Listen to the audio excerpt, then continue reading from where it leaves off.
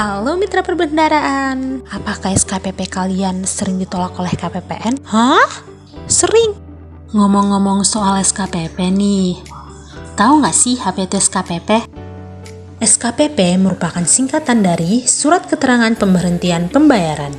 SKPP dibuat apabila ada PNS yang dipindah tugaskan atau diberhentikan. SKPP sering sekali ditolak oleh KPPN karena banyaknya kesalahan pengisian. Nah, untuk menghindari hal tersebut, pada video kali ini kita akan membahas mengenai cara pengisian SKPP pindah PNS, SKPP pensiun PNS, dan SKPP pindah kolektif PNS. Yuk, simak sampai habis tentang cara jitu mengisi SKPP.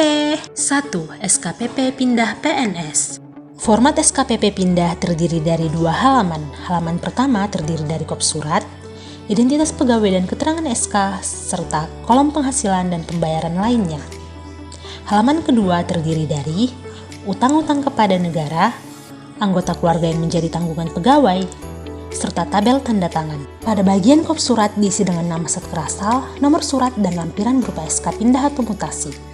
Misalnya, satker diisi dengan Lembaga Permasyarakatan Anak Medan, nomor diisi sesuai aturan satker, kotak lampiran diisi dengan SK pindah atau mutasi, dan pada kotak KPA diisi dengan nama satker asal yaitu Lembaga Permasyarakatan Anak Medan. Selanjutnya adalah bagian identitas dan keterangan SK. Pada bagian ini harus diisi sesuai dengan SK atau dokumen sumber. Misalnya, nama pegawai Mutiara, NIP sampai dengan 18 angka, tempat lahir Medan, tanggal lahir 3 Januari 1975, golongan dan pangkat penata 3C, jabatan pengelola pembinaan kemandirian, satker Lembaga Permasyarakatan Anak Medan, dan kode satkernya 109115. Selanjutnya adalah SK, yaitu Surat Keputusan Pindah atau Mutasi. Sebagai contoh, SK dari Menteri Hukum dan Hak Asasi Manusia RI, tanggal SK 8 Desember 2021, nomor SK seperti contoh pada gambar, dipindahkan sebagai staf dengan jabatan pengelola pembinaan kemandirian. Satker dan kode satker yaitu Lembaga Permasyarakatan Binjai dengan kode satker 405713. Selanjutnya adalah kolom pembayaran. Kolom pembayaran diisi berdasarkan kartu pegawai pada GPP dengan bulan terakhir pembayaran. Sebagai contoh, diisi dengan bulan November. Kolom penghasilan dan potongan diisi berdasarkan kartu pegawai pada GPP. Sebagai contoh dapat dilihat pada gambar ya. Sedangkan kolom pembayaran lainnya dapat diisikan dengan waktu pembayaran terakhir dan diberi keterangan sudah dibayarkan. Pada halaman kedua, tabel utang-utang kepada negara diisi apabila terdapat keterlanjuran atau kelebihan pembayaran gaji, dan apabila sudah disetor maka dilengkapi dengan bukti setor. Tabel selanjutnya yaitu tabel anggota keluarga yang menjadi tanggungan pegawai. Tabel ini diisi sesuai dengan data di kartu keluarga pada GPP. Sebagai contoh, Bunga merupakan istri lahir pada tanggal 4 Juli 1972 yang masih tertanggung sehingga diberi keterangan DAPA. Kemudian, Matahari merupakan anak kandung dengan tanggal lahir 2 Maret 2003 dan masih menjadi tanggungan sehingga diberi keterangan dapat. Tabel terakhir adalah tabel tanda tangan yang berisi tanggal pembuatan SKPP yang disampaikan kepada KPA Satker Baru, Satker Asal, dan KPPN. Tabel ini dibubuhi tanda tangan KPA Satker Asal dan tanda tangan Kepala Seksi PD/PDMS setelah disetujui. Pada kolom ini terdapat keterangan bahwa data pegawai yang bersangkutan telah dinonaktifkan dari database KPPN Medan 1. 2. SKPP Pensiun. Pengisian SKPP pensiun PNS pada dasarnya sama dengan pengisian SKPP pindah PNS. Perbedaannya hanya pada bagian keterangan SK dan kepada siapa SKPP disampaikan. Contoh pengisian dapat dilihat pada video. Dimulai dari kop surat, nama satker diisi dengan nama satker asal. Contohnya kantor imigrasi Polonia. Nomor surat diisi dengan ketentuan satker dan lampiran dapat diisi dengan SK pensiun. Kotak KPA diisi dengan nama satker, yaitu kantor imigrasi Polonia. Identitas pegawai diisi berdasarkan SK atau dokumen sumber.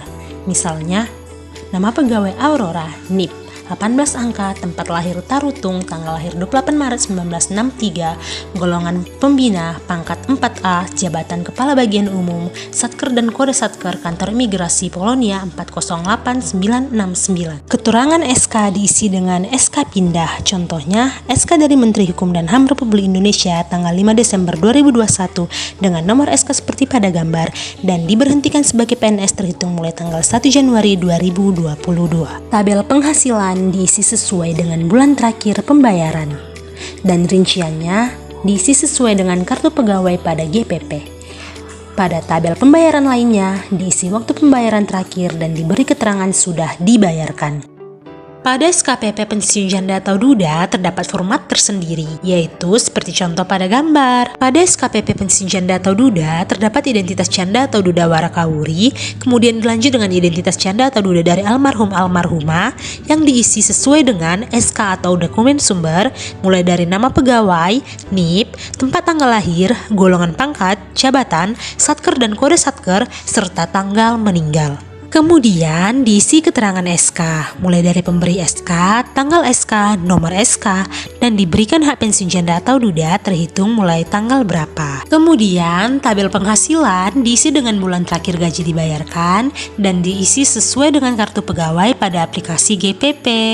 Tabel pembayaran lainnya diisi dengan informasi berapa kali gaji terusan telah dibayarkan dan bulan terakhir pembayarannya, serta waktu terakhir pembayaran uang makan, gaji ke-13, dan THR atau gaji ke-14. Pada halaman kedua, tabel utang kepada negara diisi jika terdapat keterlanjuran atau kelebihan pembayaran gaji. Tabel anggota keluarga yang menjadi tanggungan pegawai diisi sesuai dengan kartu keluarga pada GPP. Sebagai contoh, Bunga merupakan istri lahir pada tanggal 4 Juli 1972 yang masih tertanggung sehingga diberi keterangan DAPA. Kemudian, Kejora yang merupakan anak kandung yang lahir pada 3 April 2005 yang masih menjadi tanggungan sehingga diberi keterangan dapat. Kemudian SKPP disampaikan kepada PT Taspen Cabang Medan, Satker Asal dan KPPN Medan 1 sebagai pertinggal. Terakhir, diisi tanggal pembuatan SKPP dan dibubuhi tanda tangan KPA Satker Asal dan tanda tangan Kepala Seksi PD PDMS setelah disetujui. Pada kolom ini terdapat keterangan bahwa data pegawai yang bersangkutan telah dinonaktifkan dari database KPPN Medan 1. 3. SKPP pindah kolektif.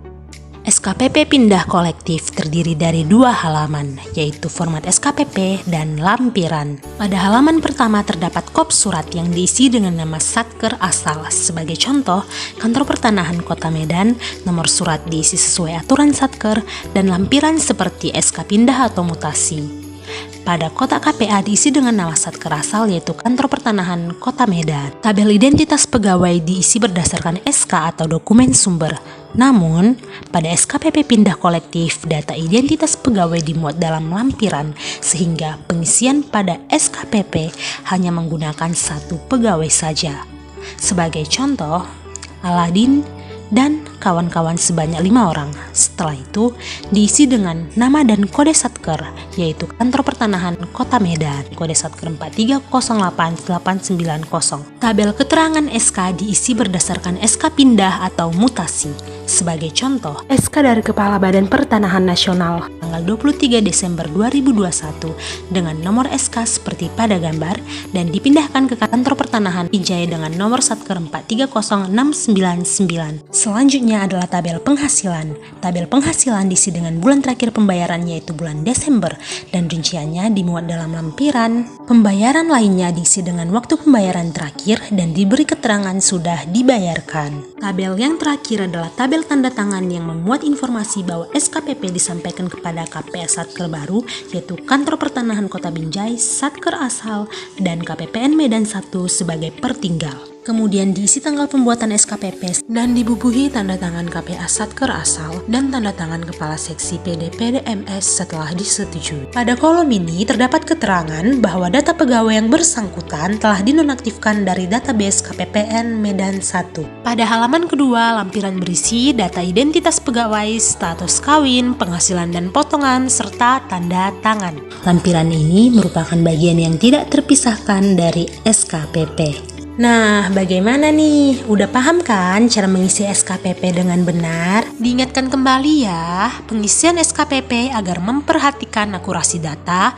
pada aplikasi GPP dan atau dokumen sumber. Kalau udah, yuk diterapkan supaya proses administrasi berjalan dengan lancar. Ke Polres bareng Anang. SKPP beres, hati pun senang.